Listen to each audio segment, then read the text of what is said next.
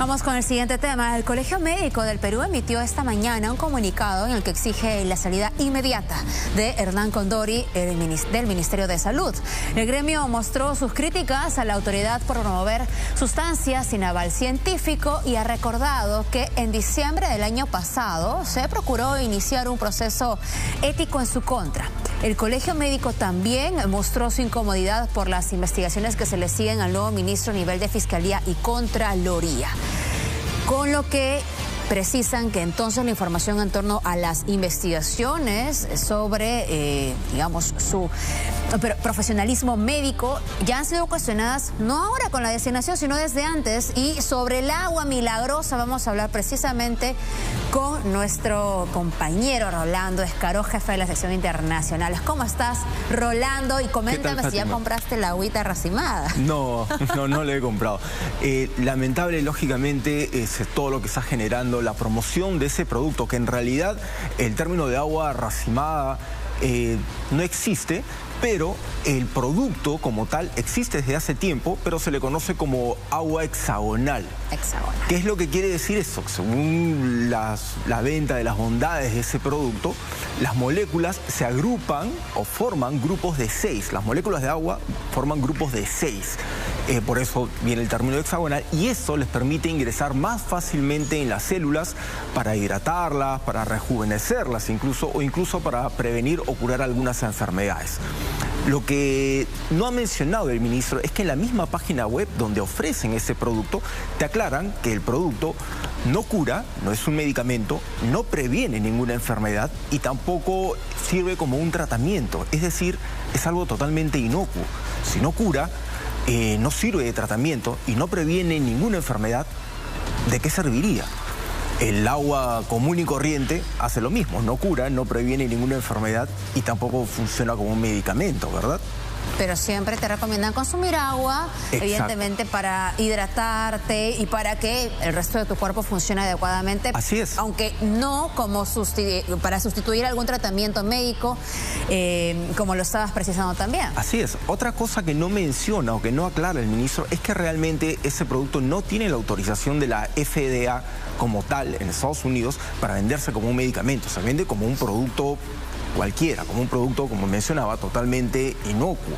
Aún así, él menciona que tiene una patente, pero una patente solamente es un registro de propiedad intelectual. Una patente no garantiza que ese producto funcione. Tú puedes patentar un invento cualquiera, el que tú quieras, pero no quiere decir que ese invento funcione. No es una garantía de funcionamiento, simplemente que se te ocurrió la idea y la estás patentando, nada más. Otra cosa que él no menciona es que el término de agua hexagonal o de agua racimada ha recibido muchas críticas porque se le considera una estafa.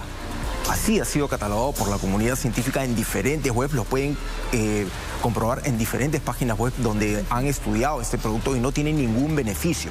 Él habla de una prueba que se realizó respecto al tratamiento de diabetes en ratas, pero fue en un experimento realizado en un grupo muy pequeño, nunca se practicó en humanos y por lo tanto no es considerado como una prueba relevante de que sirva para algo. ¿Sabemos si ha tenido análisis como se hacen con los demás tipos de medicamentos, en fin, que es analizado por los científicos, digamos, aislados de esta investigación, como se dice un análisis de pares? Lo que pasa es que solamente desde el término de que este producto permite que las moléculas formen grupos de 6 y de esa manera ordenada, como mencionan, ingresan en las células, ya lo han considerado que no tiene mayor relevancia porque esto no funciona de esa manera. De hecho, hay muchos científicos que aclaran que para defender un producto con esos términos tendrías que ser una persona que no tenga ningún conocimiento de química, de física o mucho menos de fisiología, de cómo funcionan ese tipo de medicamentos.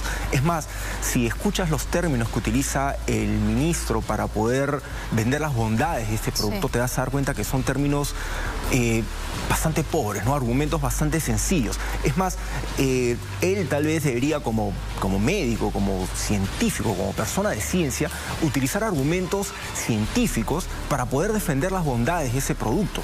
no acusar tal vez que hay una persecución política o un tema de ideología, porque no lo hay. Simplemente limitarse a su rol como hombre de ciencia, de explicar con palabras científicas y con evidencia científica, porque todo medicamento necesita de pruebas y de evaluaciones para demostrar su efectividad, para poder comprobar lo que él está diciendo o comprobar la veracidad del funcionamiento o de los milagros que puede generar el ingerir esa sustancia, ¿no? De hecho, es muy interesante recordar lo que señala en su comunicado el Colegio Médico del Perú, porque precisan de que precisamente, disculpen la redundancia, el mencionado profesional promueve abiertamente el ejercicio ilegal de la medicina y el uso engañoso de preparados comerciales con supuestas virtudes medicinales sin contar con ninguna evidencia científica que avale tales afirmaciones. Pero aquí viene lo interesante, porque señalan que es por esto que el Comité Ejecutivo del Colegio Médico envió al Consejo Regional en Junín las pruebas de las faltas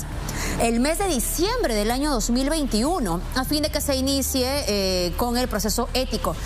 Digo que es interesante porque es antes de que siquiera haya existido el gabinete Valer y por ende este cuarto gabinete. Entonces no se puede utilizar un discurso político como intenta usar Perú Libre, de que se busca desacreditar y se busca traer abajo a este ministro que tiene todas las, digamos, las garantías para ejercer el cargo, cuando se le han iniciado procesos, incluso en el Comité de Ética se están buscando iniciar un proceso desde el año pasado, antes, repetimos, de que tenga esta designación.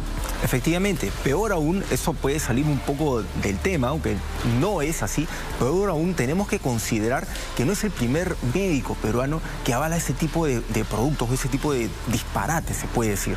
Recordemos que en la etapa más dura de la pandemia hubo médicos que defendieron el consumo de dióxido de cloro, incluso formaron una asociación que se llamaba Médicos por la Libertad o algo así, en la que defendían el consumo de dióxido de cloro. Hubo congresistas que incluso invitaron al señor Andreas Kalker, que era el principal impulsor de esa sustancia, para que dé una conferencia en el Congreso.